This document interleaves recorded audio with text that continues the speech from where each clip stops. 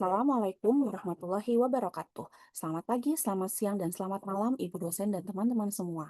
Perkenalkan, saya Yunita Sari dengan NPM 12112576060. Pada kesempatan ini, saya akan mempresentasikan eh, untuk ujian etika bisnis kontemporer yang berjudul Greenwashing dan Manipulasi Citra Perusahaan pada PT Green Life Indonesia.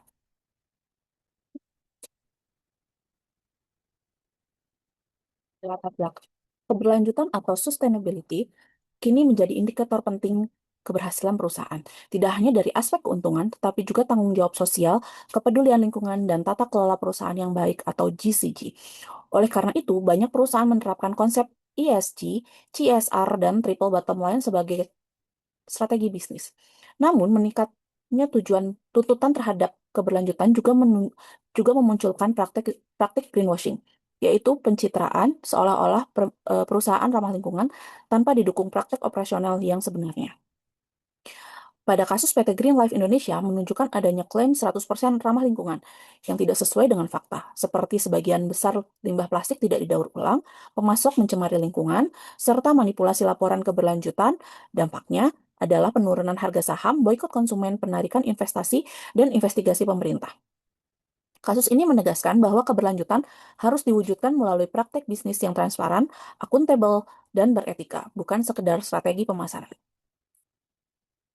Lalu, dari rumusan masalah.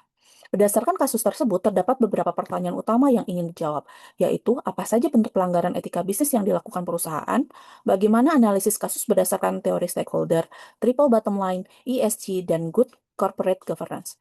Selanjutnya, siapa saja pihak yang terdampak. Yang keempat, apa resiko jangka pendek maupun jangka panjang. Kelima, bagaimana strategi pemulihan reputasi perusahaan.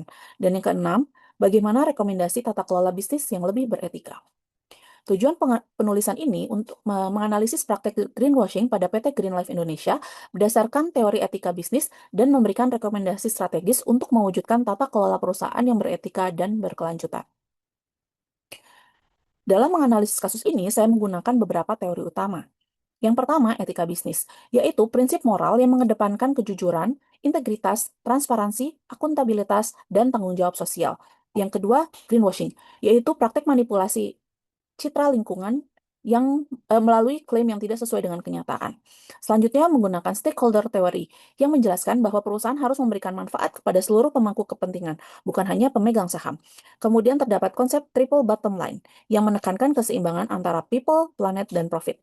Analisis juga menggunakan konsep ESG, yaitu environmental, social, dan governance sebagai ukuran keberlanjutan perusahaan. Selain itu digunakan pula prinsip good corporate governance, serta teori utilitarianisme, deontologi, virtue etik, dan agensi teori untuk melihat aspek moral maupun konflik kepentingan dalam pengambilan keputusan perusahaan. Yang pertama kita akan menganalisis pelanggaran etika bisnis. Berdasarkan teori tersebut, ada beberapa pelanggaran etika bisnis yang dilakukan oleh PT Green Life Indonesia. Yang pertama, perusahaan menyampaikan informasi yang tidak jujur melalui klaim 100% ramah lingkungan.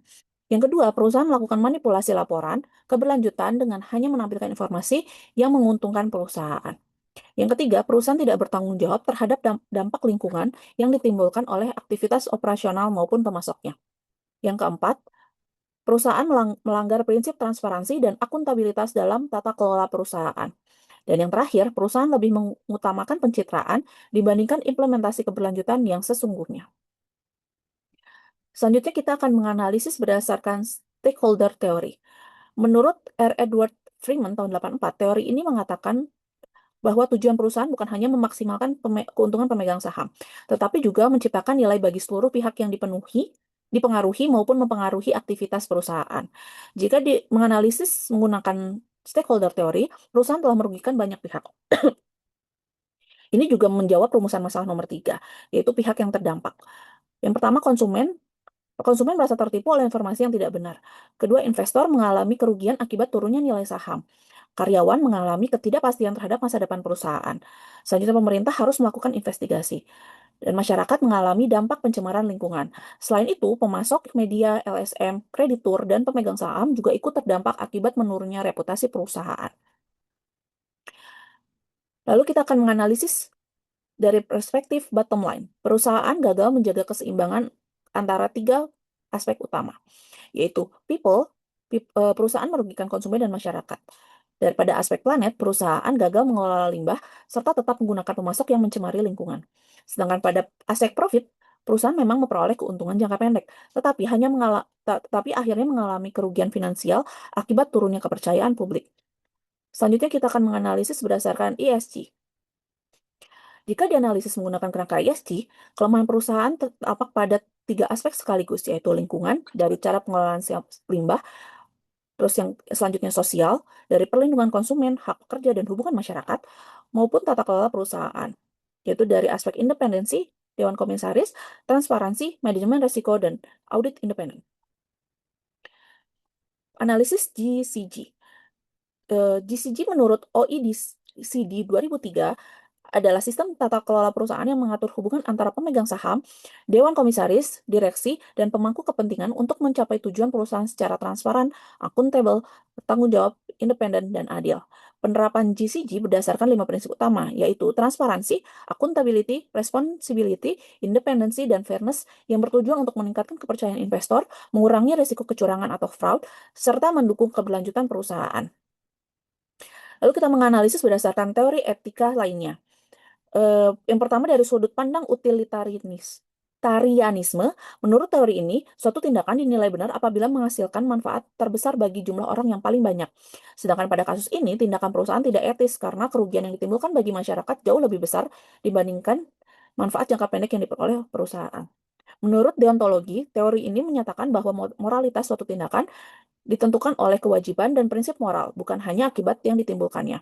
Menurut teori ini juga perusahaan ini sudah salah karena perusahaan melanggar kewajiban moral untuk menyampaikan informasi yang benar kepada publik. Sementara menurut Virtue Etik, pada kasus ini menunjukkan lemahnya karakter organisasi karena lebih mengutamakan pencitraan daripada integritas. Sedangkan dari agensi teori menjelaskan bahwa praktik greenwashing dapat muncul akibat konflik kepentingan antara manajemen dengan pemegang saham. Ketika manajemen mengejar target jangka pendek atau bonus tanpa memperhatikan keberlanjutan perusahaan. Selanjutnya kita akan menganalisis resiko.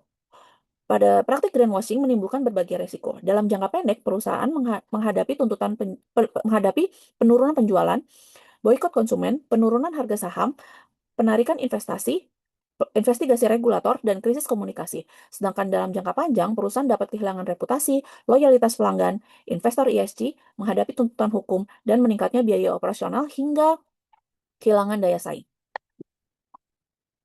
Makalah ini mengusulkan strategi pemulihan dalam 3 tahap. Tahap pertama, 0-3 bulan, adalah mengakui kesalahan secara terbuka, meminta maaf kepada publik, menghentikan seluruh iklan yang menyesatkan, dan membentuk tim independen.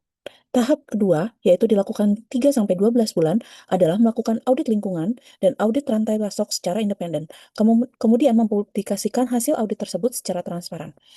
Tahap ketiga dilakukan 1-3 tahun, yaitu membangun sistem ekonomi sirkular, menggunakan kemasan yang benar-benar dapat didaur ulang, menyusun laporan ESG sesuai standar internasional, serta mengintegrasikan target keberlanjutan ke dalam indikator kinerja direksi.